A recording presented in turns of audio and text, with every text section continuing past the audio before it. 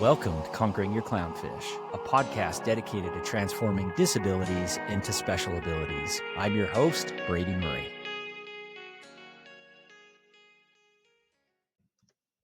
Welcome to the Conquering Your Clownfish podcast. Today, we're thrilled to welcome Tim Ashcraft to the podcast, a believer, husband, father, and Army aviator. 2 years ago, Tim and his wife, Ashley, welcomed their fourth child, Finley, and during the pregnancy, they learned Finley would be born with Down syndrome. What began as a season of uncertainty has turned into a powerful story of faith, community, and gratitude. Tim's journey is a reminder that every life is a gift, and we're excited to hear his heart today. Tim, welcome to the show. Thanks, Brady. Such a pleasure to be here with among the lucky few. That's right. And I'm thrilled to share, like you have done for us, perhaps inspire others to maybe not be so fearful, but more excited about the journey that we've both been on, and just be vulnerable in our experience and let others know that they're not alone in it.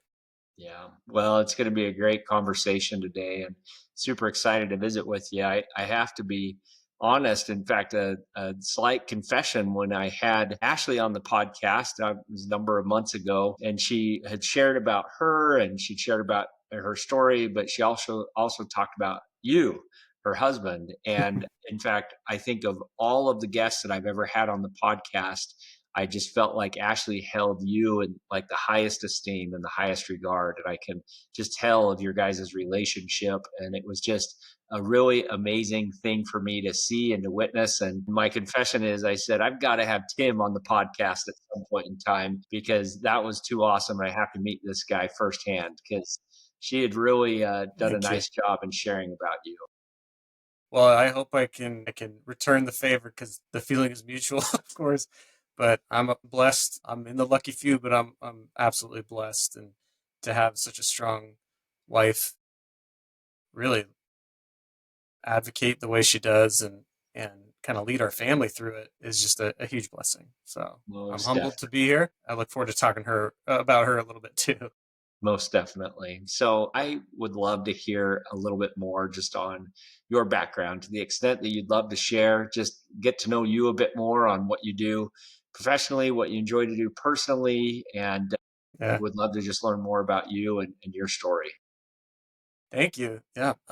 So I'm a believer, and I was fortunate to be raised in just an incredible family, and I have one brother and very loving parents, and born and raised in Tucson, Arizona, and that's actually where I met Ashley in high school, and I think she shared that. But it took me 8 years to convince her, but it was worth every year. I left Tucson and went straight into the Army via the military academy. So I went to West Point and got my undergrad there, commissioned there in 2007.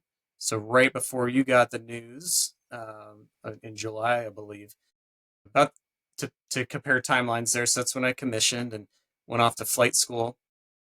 Ashley and I had started dating my senior year at West Point, and I knew it was serious when she decided, after she graduated, to move out, get a place on her own, and teach in a small town outside of then Fort Rucker, Alabama, where flight school is, and didn't have a ring yet. And I realized I better get serious. She was serious. And we got married after flight school, back up at West Point, which was a fun destination wedding, and scenic, very scenic. And then deployed a couple times as an Apache helicopter pilot to Afghanistan. Came back from those, went back to teach at West Point, and really a great experience having, now that I'm a few years removed from that, having cadets that I taught, I've flown with back in the operational Army. It's a really neat experience there coming back out. And then the few years I spent in the 82nd Airborne doing aviation operations there as an Apache pilot. And now I'm continuing those aviation operations. And we've stabilized somewhat here at Fort Bragg, North Carolina, and we've really loved it here. And that's where we brought Finley into the world. So that's the Reader's Digest version. Well, that's a super impressive background, and thank you for your service, your continued service to our country. I just have a tremendous amount of respect and admiration for individuals that go down that path and are so committed to something that I feel so strongly about. And so that's Thank pretty you. awesome. Yeah. It's a So privilege. you have a pretty amazing family, and we talked a little bit about Ashley, but I'd love for you to have a chance to talk about the rest of your family. Yeah. So our firstborn, the fun thing is they've each been born in their own state. So Adeline is 12, and she was born when we were at Fort Bliss in El Paso, Texas. And I deployed and was gone about the first year of her life. But interestingly, it took a while to restore those connections with her. But she's our 12-year-old going on 13 here in a couple months. Hard to believe. So I'll take any advice with teenagers in the house. But she's a great kid and just got really rooted and established in the youth group at church and leading the student worship arts team. So that's been just a treat to watch and really got a great heart for the Lord. Lincoln is 10 and he is everything baseball. And it's, he was so excited reading Cooper is Super. And so Yeah. are you. Gosh, what an awesome uh, journey and the baseball cards and everything. So he's into collecting some cards, and we love watching any game that's on. In the spare time, you asked what we do, but I have a fun time coaching his 10U rec ball team, and we've got a game tonight. In fact, so game 2 of the rec season. Nice. Yeah, looking forward to that. Illa is so Lincoln was born in Tucson when I was back there for grad school, so he's an Arizona baby. Then Isla's are 7; she'll be 8 in a month, actually later this month, and she is full of energy, got the sweetest heart, but won't take anything from anybody. Won't take any any riffraff from anybody. And she's playing some softball, but does piano and very active. And keeps her older brother in check when she needs to. And then we had a little break, a couple miscarriages along the way, but through God's provision, it was just paving the way for Finley to come along. So Isla was born in New York when I was teaching at West Point, and then fast forward to here in North Carolina, Finley came along almost two years ago. Now it's hard to believe she'll be 2, and that's when this journey with the lucky few really got going. Yeah. So let's talk a little bit about Finley. You, I mean, just looking at your background, and there's not many people that graduate from West Point and that have the background and the expertise and the exposure to life and its challenges and the realities of what exists within our world. It just comes with the territory for you. And so there's specialized training and unique life experiences that you gain from just your amazing background. So I'm curious, how was that for you when you found out that your child was going to have Down syndrome? As the dad, as the provider, the protector, what was that experience like for you? Well, thank you for asking because I think Ashley's experience and my experience were different. And when she called me, I was in the busiest job I've ever been in at the time, and we had a little agreement. If she really needed something, she would text me. That was the best way to get a hold of me. And she texted me, "I need you to call right now," which she had never. She only ever reserved for if it was really serious. So no false alarms. So I knew something was up. And when I heard her voice, you know your wife, and she was not hysterical, but as emotional as I remember, and I knew something was wrong. I actually thought she had lost the baby. And when she told me that it was a diagnosis in a way that only God could do, I think it was a sigh of relief initially for me to say it's going to be okay, because I thought she had lost another baby.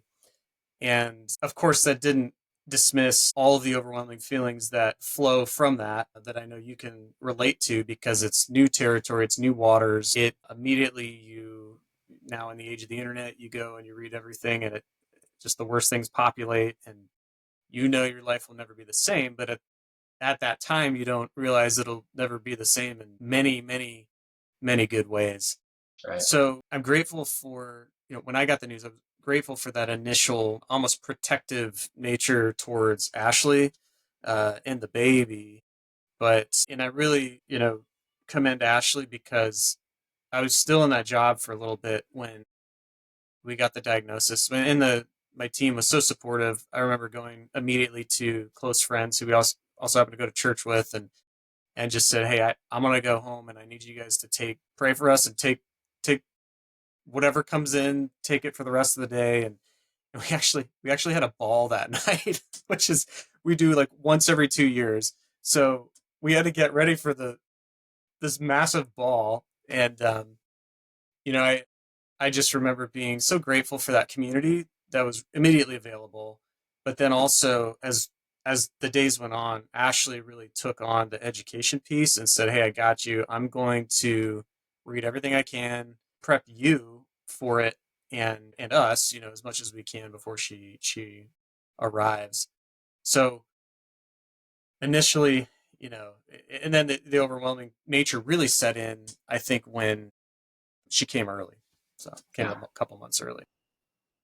I know that was a unique, and that was kind of a rough go for there for a little bit, but you guys got through it just fine. So, talk to me about Finley now. It's just a miracle to think about her being born 2 months premature, 2 pounds, 12 ounces in the NICU for 3 months, and talk about a humbling experience being amongst other sick babies, and some, Finley's first roommate did not make it, and it puts a lot of things into perspective. But now you might have heard her in the background a little bit. She's got a good healthy set of lungs on her, and she's sitting up, and any day now she wants to crawl, and you realize, gosh, she's helped us slow down, and we're on Finley's timeline.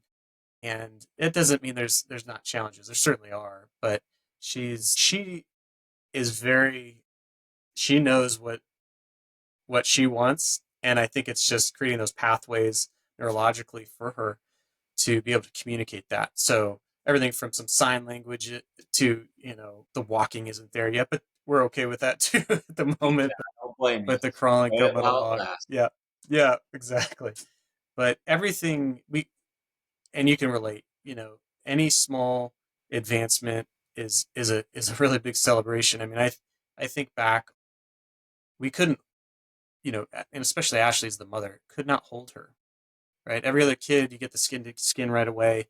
We had to wait a couple days and do the little hand hugs in the NICU. Some parents couldn't hold their kids for weeks. Some friends from church had a baby born at 1 pound 13 ounces, and he's doing very well now. And I'm so grateful for, the medical teams that dedicate their life to keeping people alive. Which Ashley, not to segue into something else, but it's amazing. Ashley and I were talking about how remarkable it is that the instant someone's born, you fight for every breath you can. Yet that doesn't always exist before that time. So, but we're grateful that she got the medical care that she needs and continues to get all the treatment she needs.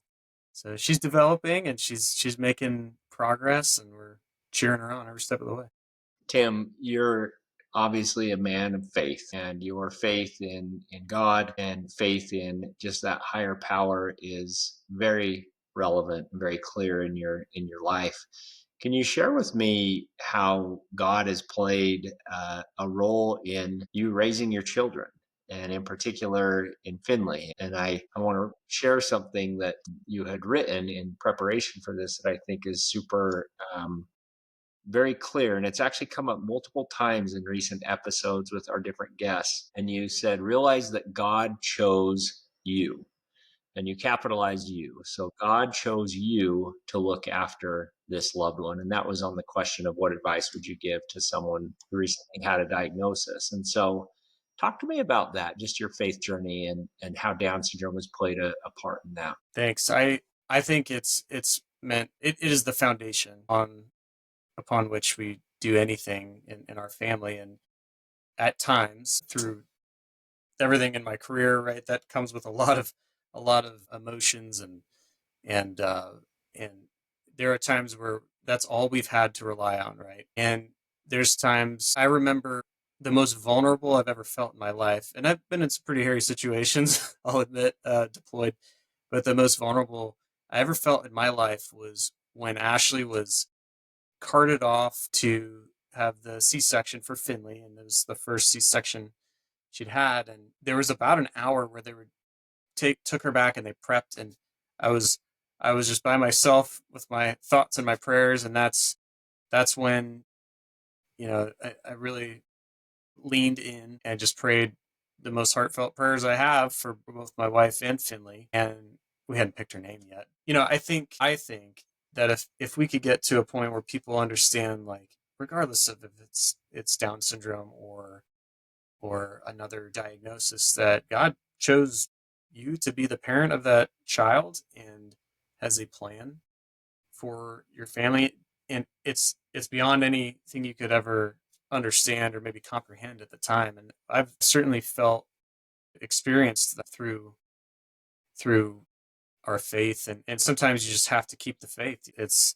It can be, and I admire Ashley so much. I think the strength in her faith when simply there were times that there's nothing I could provide, uh purchase, um offer, that could help, uh and she had to rely on her faith very heavily as well, and has been just a great example to our kids. I think perhaps the most beautiful aspect of all this is how our other kids, have just been enriched in rich rich in love, rich in the true sense of the word, enriched by Finley Yeah. and her presence. So yeah. Well, it's generational. It's a generational impact that she's going to bring, Mm, and you're already seeing that mm, impact on your other children. I just think that's such a powerful concept to consider and really, really process those words that you say. And God chose you to be Finley's dad, and um, that is a sacred calling. So something that I try and put myself in back in the shoes of when Nash was 2. And so he's 17 now, almost 18. There's a little bit of time and space there, and I look at what has transpired over the last 16, almost 16 years with Nash. I remember when he was 2, and I could I could feel something there. I could just feel it, and I was experiencing it. But now, having experienced it for a decade plus, almost 2 decades, it is tangible. It is so real on the impact that Nash has had on me as a human being and as a dad and as a person. And I just know, I know with all yeah. my heart that Nash was supposed to be my son, and that I don't know what I did to get to deserve Down syndrome in Amen to that. my life, right? Like, just Yeah. so Yeah. special to be able to have Yeah. that. You've referenced it where there's the slogan and kind of the tagline of the lucky few of individuals that get to have a child with Down syndrome. And from my experience, other disabilities also fall into that category in my mind, and what I've experienced as well. But it truly is an amazing path, but such a phenomenal thing to consider, because I never in a million years would have chose this path Yeah. with the knowledge and Yeah. understanding that I had before Nash. And now with it, I would not trade this path for anything. Like, it is just such a fun thing. So there is something that leads us into a topic that I wanted to talk to you about.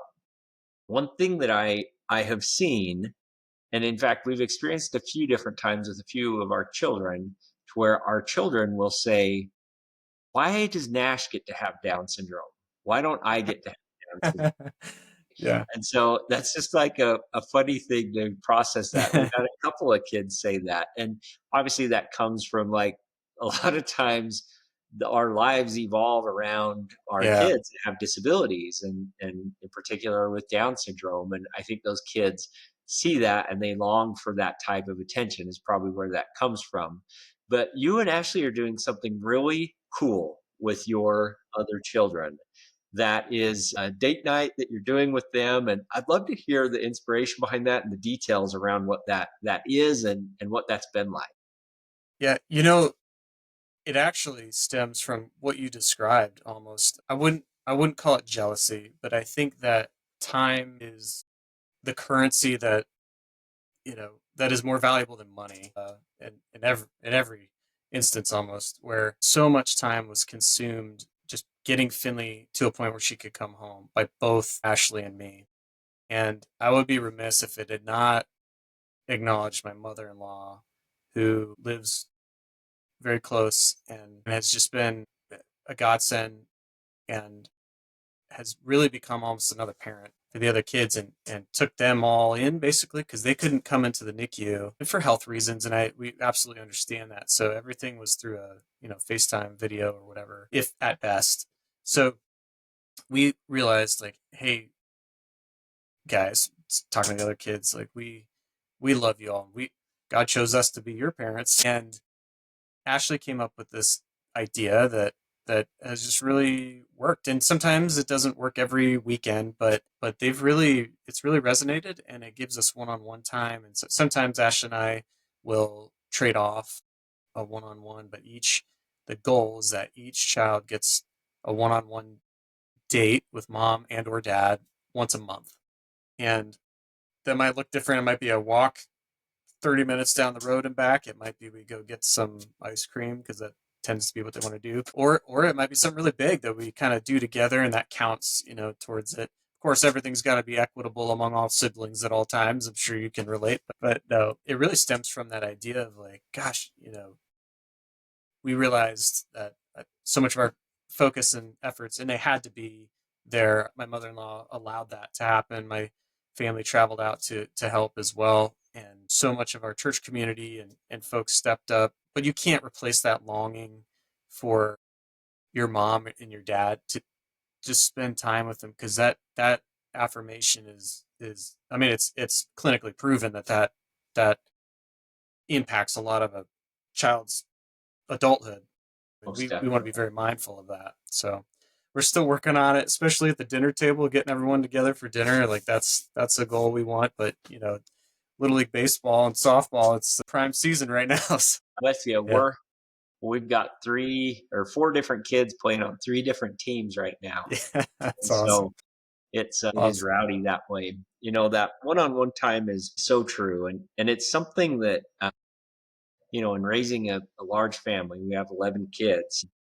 It is something that I worry about, and I know that is a challenge in that, each of the kids kind of have their best friend that's a family member. And so, like, our 2 youngest girls, they're sisters. We adopted them through foster care, and everything is with, when we do something, it's with the girls. It's never with just one or the other. It's always Yeah. with the girls. The other is this earlier this month, Andrea and I went on a trip to California for a Down syndrome conference at Dear Mom, and Coop came with us.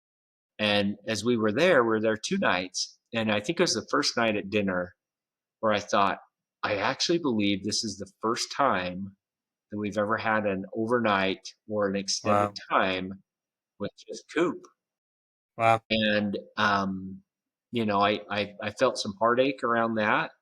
But I also just cherished that time and just that relationship that was deepened even further by having that one-on-one time. And so I think you're on to something there, and I'd encourage you to continue down that path because you're doing a really good job with that. And coaching kids Thank team is a you. good way as well to get a little one-on-one Oh, it's great.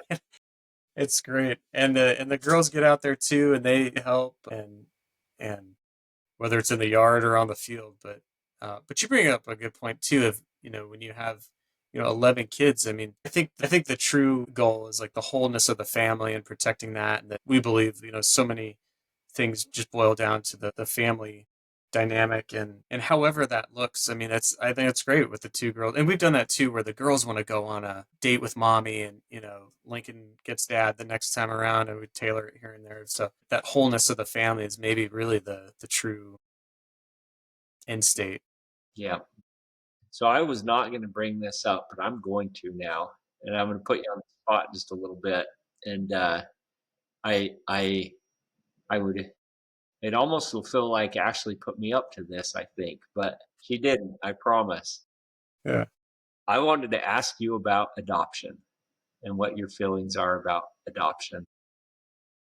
Yeah, that thank you. And I hope that some listeners can relate. It's something that I never ever considered, not because I had any particular feeling about it. I just never really considered it. Never, you envision your family growing up, kind of having your own kids. But obviously, the first goal took me 8 years to convince Ashley to marry me.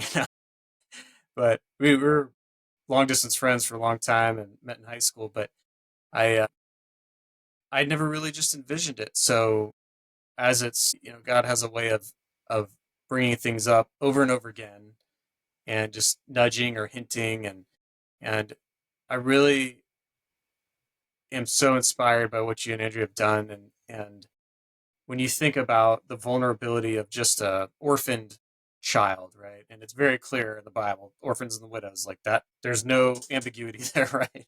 Um, there's so many resources go into so many wonderful benevolent organizations and nonprofits, and but when you break it down to the things that God said to do, like that is, you know, it's black and white. So I think about the vulnerabilities of orphans and the fact that it's breaks my heart that I've heard, in many instances, babies that are in an orphanage just stop crying because they know that no one can come because there's so many other babies that whoever the caretakers has to take care of. So when they get around to it, they get around to it. Um, that breaks my heart. And then, of course, a child orphaned with a disability or a complication, breaks your heart further. So um, I think that it's definitely something that Ashley has brought into view for me as something to not just dismiss and and to consider truly, hey, is this something that we would consider? And I never want to take it off the table. I think for me, kind of to the point of, and again, I'm inspired by you because to the point of time, I think one of my fears is, gosh, we have so much on our plate right now. Like, how could we possibly take on another child with maybe some complications, maybe some family dynamic that we're just not ready for. Like you're signing up for something, but yet God says, yes, I want you to do that. So it weighs on my heart heavily. I'll tell you that. And I, one other thing I would share that's inspirational. There's two senior leaders that I admire whose names I won't mention, but if I mention their names, people would know. Very, very senior military leaders and both West Point graduates, incidentally. But one of them adopted twins while I think was a general officer, and if not, that's as busy as you can get in the military occupation. And another has a young daughter with Down syndrome, and we bumped into him at a buddy walk one time, and it was just so awesome to see. Like, wow, they're people too, and it's not above them. And I think I'm busy, and I have, my work matters, and it does. Don't get me wrong; it is noble work, and I love doing it, just like yours. But I'm inspired by others who just answer the call, and so I never want to. I would encourage anyone not to just completely say no and dismiss it, and especially if it's weighing on your wife or your spouse's heart. Well, I appreciate your vulnerability in that, and just being able to share where you're at. And I would say that it's something that I think you're doing great. I think you're doing exactly what you're supposed to be doing. And in relation to adoption, you felt something. You're not dismissing that. And you're also being wise, taking the process very seriously, but it's something that you're wise and not just jump into it with both feet. You're really crossing your T's Mm, and dotting your I's, and allowing that to nurture. But just continue to lean into that. And you're yeah. right. I've been to those orphanages throughout the world, and I've seen and held those children. And the overwhelming impression that I just continue to get every time I go into an orphanage is, first, how much these children are loved by an all Mm, knowing, all loving Father in heaven. And the other thing is how much potential exists within each one of them. And all they need is somebody to give them a chance. And so I see it, it's very symbolic for me. There's a reason why it's called Rod's Heroes, the hero being the child. The hero, superhero in my mind, are those most vulnerable among us that are the orphans that have a disability. And all those kids need is a shot, somebody to give them a chance. In essence, somebody to give that superhero a cape, and the cape being symbolic of a family. And so that's something just with what I know about you and Ashley, that you will know if it's right, and you will know when the timing is right. And in the meantime, I wouldn't force it, right? Just allow it Yeah. to continue to I mature and appreciate that. Yeah. to allow it to grow within you and nurture that seed that's there. And you're right. You don't have enough time. Neither do I. But you know what? Right. Right. Miracles happen. And when we put ourselves out there, it's a way that I can't describe. More time and capacity is created.